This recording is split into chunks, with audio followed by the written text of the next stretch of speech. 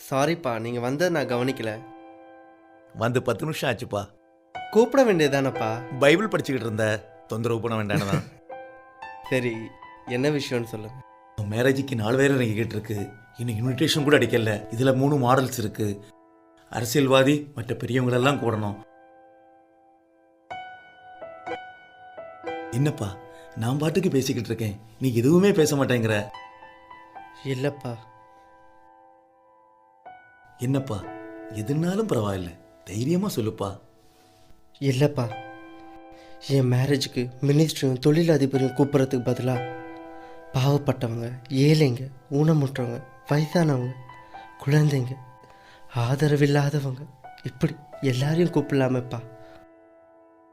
இப்படி நான் ஆசைப்பட்ட மாதிரி கூப்பிட்டேன், வானத்தையும் பூமியும் உண்டாக்குன தேவன் நம்ம வீட்டு கல்யாணத்துக்கு வருவார்ப்பா. அதுவே எவ்வளோ பெரிய மகிமை. சிறியவருக்கு எதை செய்தீர்களோ அதை எனக்கே செய்தீர்கள். இயேசுவே சொல்லியிருக்கார்லப்பா. அன்பு, நான் உனக்கு பொண்ணு பார்க்குறேன்னு வெளியே சொன்னா கோடிக்கணக்கில் பணத்தையும் கொடுத்து பொண்ணையும் கொடுக்க 1000 பேர் கியூல நிற்பாங்க. நீ எங்கிட்ட வந்து, அப்பா ஜெனிஃபர்னு ஒரு பொண்ணை பார்த்தேன், நல்ல பொண்ணு, நம்ம குடும்பத்துக்கு ஏற்ற பொண்ணு நீ சொல்லு.